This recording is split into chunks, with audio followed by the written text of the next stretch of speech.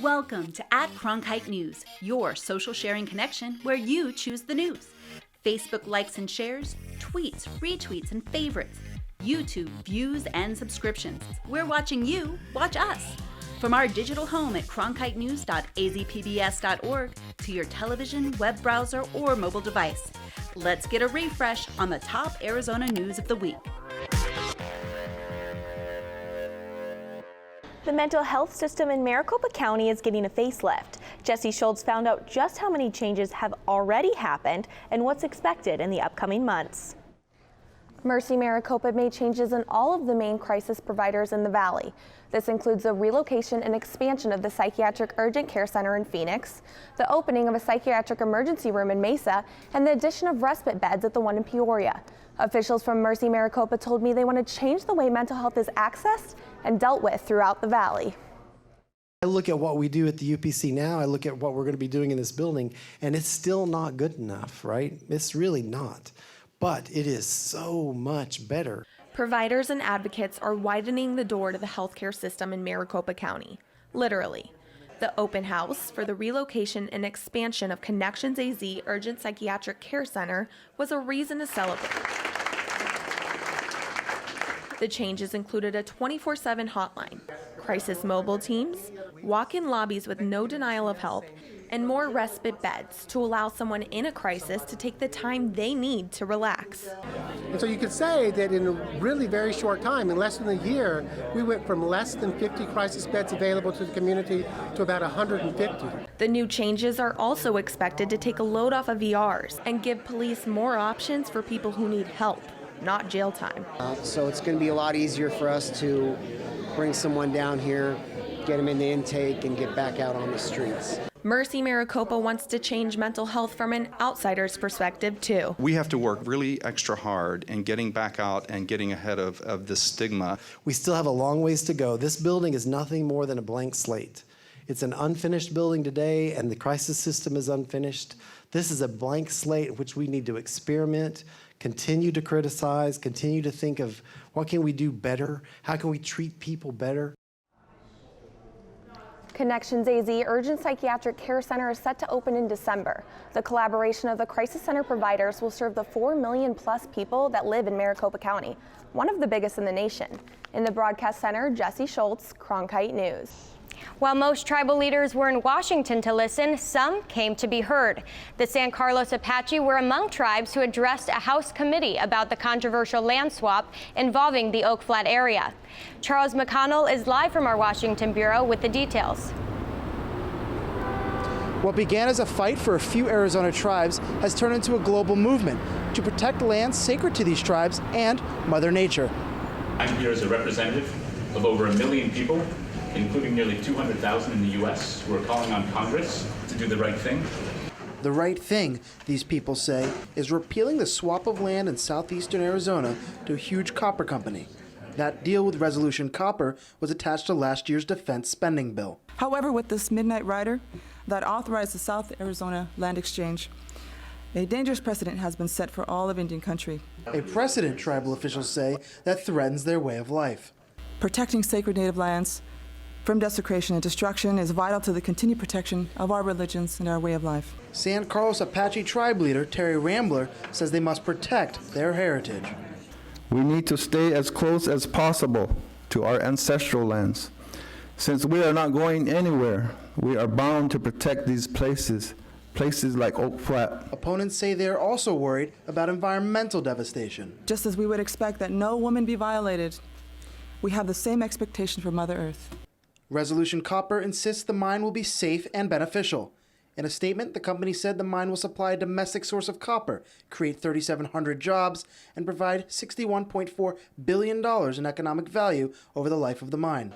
The tribes say the land is more than just a source of profit. Living on our land with our families is more important to us Native people than any career or job opportunity. Chairman Rambler says he is optimistic that the swap will be repealed. And Representative Grijalva announced yesterday that Senator Bernie Sanders from Vermont will introduce a companion bill in the Senate. Reporting live in Washington, Charles McConnell, Cronkite News. Visitors from Mexico spend billions of dollars here in Arizona. Most have border crossing cards that only allow them to travel within a 75-mile zone that ends up in Tucson. Phoenix and other cities in the valley are pushing to expand the border zone statewide. Cronkite News reporter Katie Beery looks at the possible impact in Maricopa County. The Outlets at Anthem is among the first to put up a Christmas tree. For retailers here, it's never too early to start shopping for the holidays. But on their wish list, an expanded border zone. The impact would not just be limited down south across this area. Right now, visitors from Mexico are limited to traveling in a 75-mile area that ends in Tucson, unless they get a special permit. The Maricopa Association of Governments wants that border zone expanded statewide. It would send quite a message to our friends down south that Arizona is open for business. And the mayor of Youngtown is among those rolling out the welcome mat. They're largely affluent, middle-class Mexicans that want to come to our state and spend money. They're not the people that are trying to sneak across the border. If the border zone is expanded, visitors from Mexico are expected to spend an additional $181 million in Arizona next year. The Outlets at Anthem wants its share of those shoppers. We thrive on that. We love that we're a destination location for all of our tourists. Employees at the Outlets of Anthem are gearing up for a huge Christmas season. This is actually the tallest Christmas tree in the country, believe it or not. By this time next year, the mall hopes more families will be able to go that extra mile for their holiday shopping. In Anthem, Katie Beery, Cronkite News. The Maricopa Association of Governments will present a proposal to extend the border zone to the Department of Homeland Security in the spring. It's up to the federal government to decide whether to extend it or not. Cooler weather has arrived, but while some will be reaching for their winter coats, others may need to reach for their inhaler. Cronkite News reporter Ebony Johnson learned the correlation between temperatures and asthma rates. Due to cooler temperatures, the air quality in Arizona decreases, causing more pollution to stay at the surface, making it visible to sometimes see from high points such as this one at South Mountain. Most Arizonans look forward to the cooler winter air and scattered showers. But residents like ASU student Hattie Mayer with asthma find this time of the year the most challenging. The cold weather kind of just, I don't know, it closes up your esophagus more frequently, so breathing is a lot harder when it's colder out. Colder it is, the harder it is. All patients, whether they are healthy or otherwise, are affected by these pollutants. The issue with asthmatics and other respiratory patients is it exacerbates their disease. They have more difficulties than a normal patient. Dr. James J. Lee with the Mayo Clinic says pollution in Arizona comes mainly from transportation. Here in Phoenix, it's cars. It's the environmental degradation because of so many vehicles. However, carbon monoxide that comes from most of the vehicles is not 100% avoidable. That's why Dr. Lee says the best thing to do is be prepared. Clearly, the best thing patients can do before the winter season comes along, before they present with difficulties, go see their physicians. Get a plan. Last year, as the temperatures dropped between the months of November through February, our days of moderate air quality increased. Maricopa County's air quality is currently in good condition, but if it's anything like last year, that will change. In Phoenix, Ebony Johnson, Cronkite News. Almonds are now the most consumed nut in America, surpassing even peanuts. That's according to the USDA. And a local nut butter maker told me that the almond craze is also happening in the nut butter world, giving peanut butter a run for its money.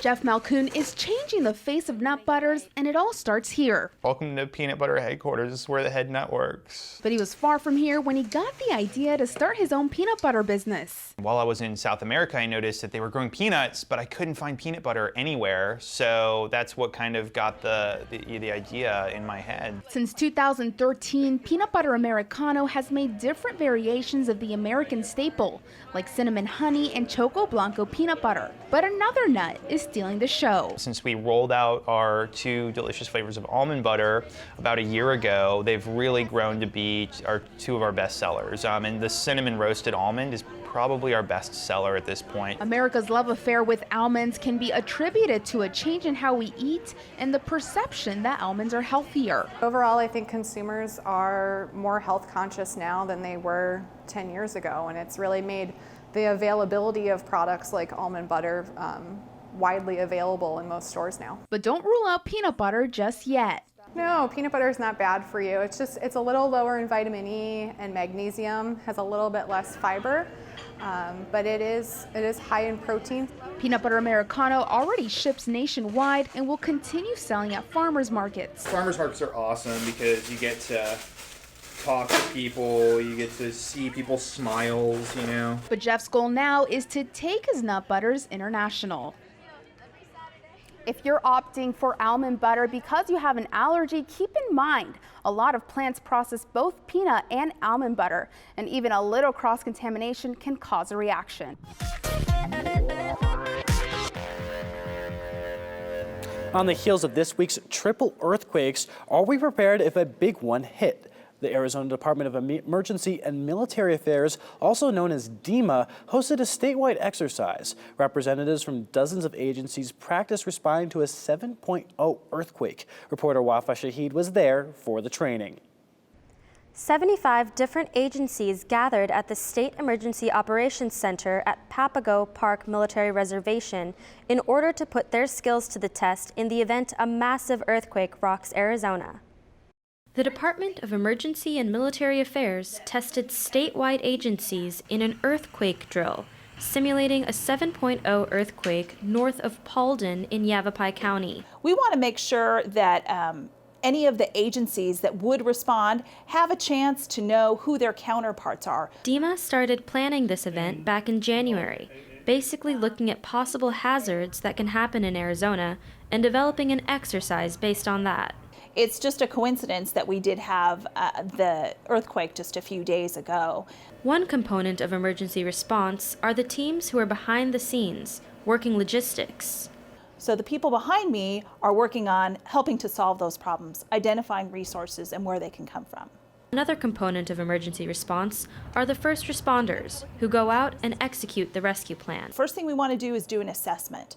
Is there anyone who's trapped? Is there anyone, that would need assistance that way? The 91st Civil Support Team set up tents at the military base in order to work closely with first responders. Agencies like the Phoenix Fire Department were at the event, learning about what to do in the event that a chemical spill happens at the scene of a disaster.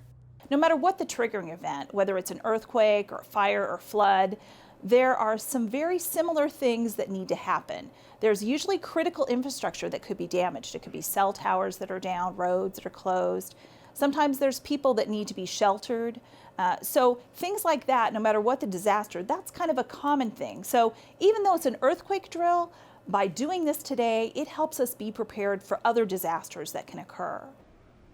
This annual training event continues to prepare our first responders in the event of an emergency. DEMA says this practice could very well help if there are other natural disasters, like flooding when El Nino hits this year. In the Broadcast Center, I'm Wafa Shahid, Cronkite News. Many high schoolers have trouble deciding their path into college and what they want to major in. It is a tough decision that teenagers wrestle with all throughout their high school career. Now, thanks to a new technology from ASU, there's an educational app that can give you a little help in making that tough decision. Well, I knew that I wanted to do something in the STEM field. Deciding your next step in life can be scary. But I wasn't too concrete on what I wanted yet. William Atkin, a senior at ASU's Preparatory Academy, wasn't confident that an app would be able to tell him what he should be majoring in for the next 4 years. At the end, when I saw the results, I was satisfied. The app called Me3 was created by EdPlus, a division of ASU. Jeff Bruce was one of the main contributors to the creation of the app. He says it allows students to explore career and major opportunities. So the app takes you through a sort of fun interactive game where you choose between two images. And as you select those images, we learn a little bit more about you and what you like. At the end of that game, we're able to give you a career suggestion. We show you the associated ASU major that goes with that career.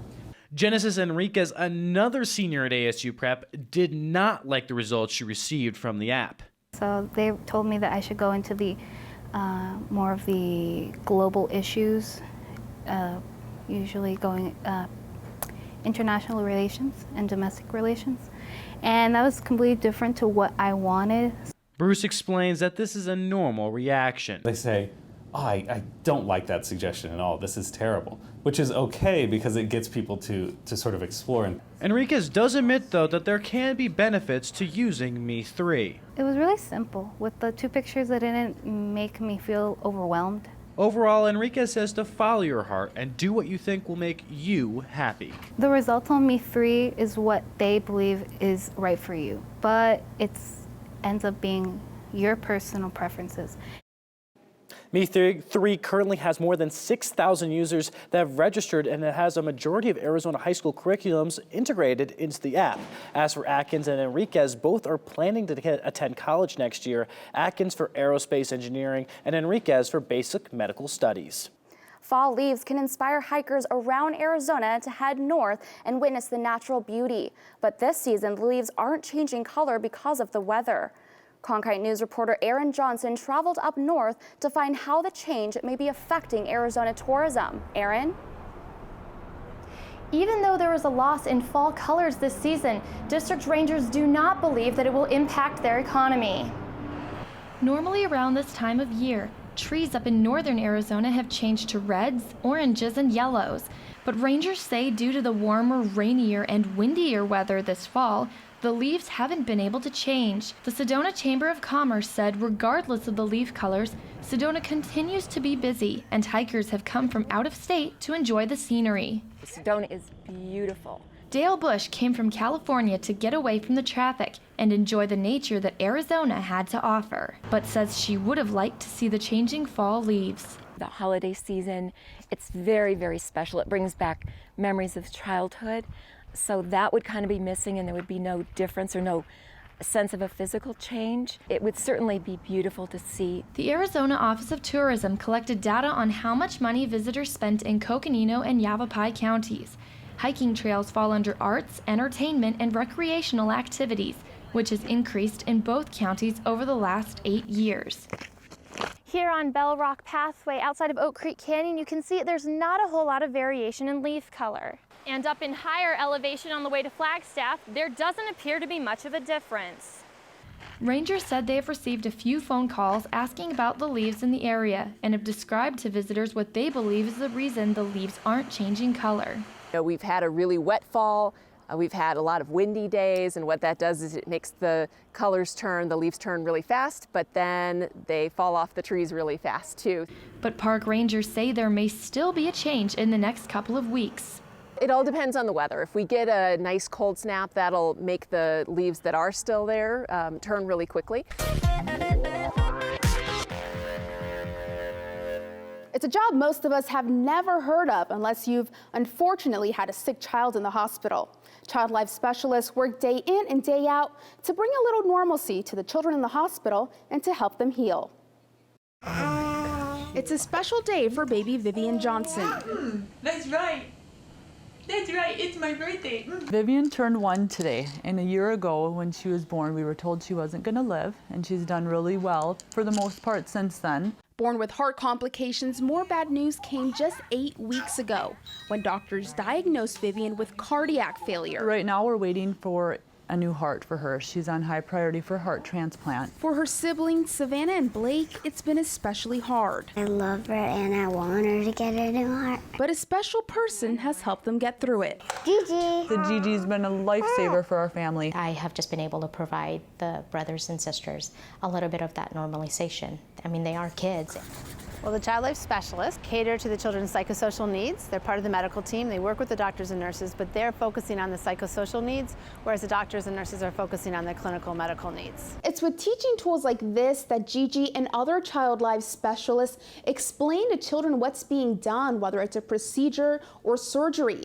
And in Savannah and Blake's case, what it means for their sister to have a new heart. I will help support the siblings by dissecting the step-by-step process of what it's like to even get a heart transplant. What does it mean? Part of the job is also reminding the children that they're still kids. Just for that little while, they forget that they're here in the hospital because they start to smile and they start to just play and be themselves, and you just see all that in their facial expressions. Just being himself is tough for Nolan, who's an asthma patient. Also suffering is his family. Everybody wants their child to feel good.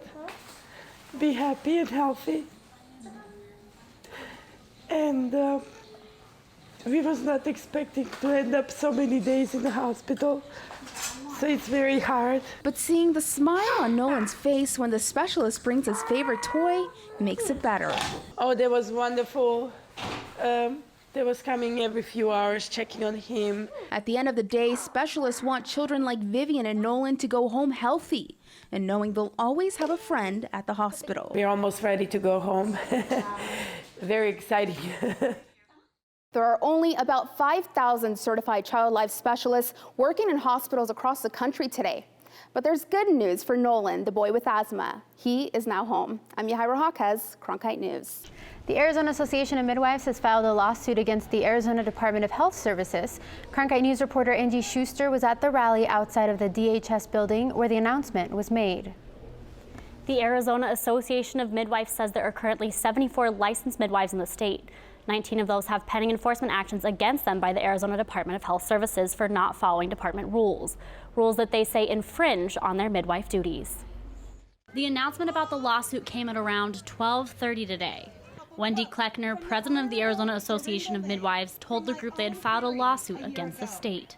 About 3 years ago, there was a bill that was passed to increase our scope of practice and decrease our burden, both of which have not been done. There are many things that actually decreased our scope that made it more restrictive for us to practice, and a lot more regulation.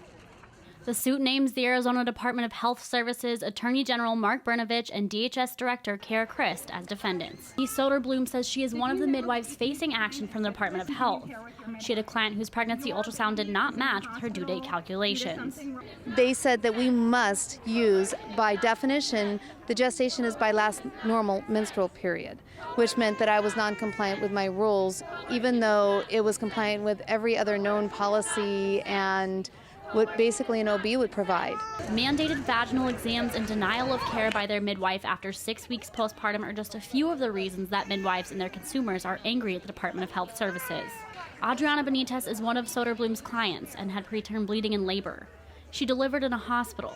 The association says if there is a transfer of medical care, midwives are no longer allowed to treat their clients. But Benitez said most doctors won't see women postpartum if they didn't provide prenatal care.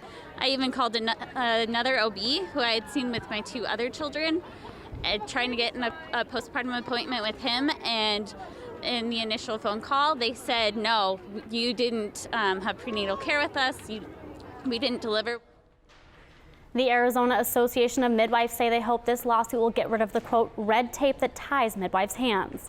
The Department of Health Services declined to comment. Angie Schuster, Cronkite News. A project that has been in the works since last spring opens up. The Phoenix Zoo reveals the new tiger exhibit to the public this weekend. Reporter Devin Conley got a sneak peek. I'm standing at the Phoenix Zoo where their new exhibit, Eye of the Tiger, is set to open. Behind me, the exhibit is around 20,000 feet for the tigers to roam. Zookeepers say the new enclosure will help make the tigers more comfortable. This is actually better for the animals because we can actually exhibit both animals at the same time. Because tigers are solitary, we rotated them on exhibit, so now they can actually have outside space, large outside space at the same time, so we don't have to have a cat inside. While the exhibit was built for the tigers, it had spectators in mind. It's also good for the visitors because now the visitors can see both cats at the same time. So it improves viewing opportunities for the people that come in to see our ambassadors of our species. Farrington says it has multiple windows and viewing areas to enhance the zoo-goers' experience. The sanctuary is divided to keep the cats separate. However, this will not block spectators' views. There is a main gazebo to view the 2 yards, as well as a smaller viewing area for a different angle. While before spectators had to view the tigers from a distance, now the only thing standing between them is 4 panes of glass. Well, I think that people will really like being able to see the tigers up close now, because before you always had some distance and you couldn't get a real feel for how big they actually are. And now that they can potentially come right up next to you on the windows, I think it's going to be really great. The exhibit is set to open this Sunday for the public. In Phoenix, Devin Conley, Cronkite News. And if you're a member of the Phoenix Zoo, you can get a special preview on Friday and Saturday. Now, here's an Cronkite News Pick of the Week, a favorite from the Cronkite News staff. And there's good news tonight. Gus Gus, the missing baby goat, is back with his mother. The hashtag #FindGusGus was trending all over Arizona. As Sydney Glenn reports, there's still confusion over just how all of this happened. An officer is taking down a statement this morning for a kidnapping, but not your average kidnapping. The kid in this case is really a kid, a baby goat. Gus Gus, a 3-week-old pygmy goat from the Arizona State Fair, was taken around 5 p.m. last night. So basically you would have had to have come over here, scooped down, picked him up, stuffed him in your jacket or your purse, and walked out. Everyone I spoke to in both the fair and petting zoo industry said this is almost unheard of. I've been in the fair industry since the late 80s, which is a really long time, and never heard of anything like this happening. I'm here with Custard, baby Gus Gus's mother, who I've been told has been in distress all morning since baby Gus Gus was taken from her. Gus Gus's life was at risk. His handlers say he couldn't have survived more than a few days without his mother's milk. It boggles my mind that someone would think it would be okay to take a baby from its mother. But it looks like the kidnapper had a conscience. In Phoenix, Sydney Glenn, Cronkite News. Now, keepers say the baby was located around 2 this afternoon when a man walking his dog spotted Gus wandering along a canal in North Phoenix. Cronkite News tracks your likes, tweets, and shares from all our social sites to bring you this news special at Cronkite News, our weekly refresh. Join the conversation so you choose the news. Like us on Facebook, follow us on Twitter, subscribe to us on YouTube, and log on to cronkitenews.azpbs.org for top Arizona stories anytime.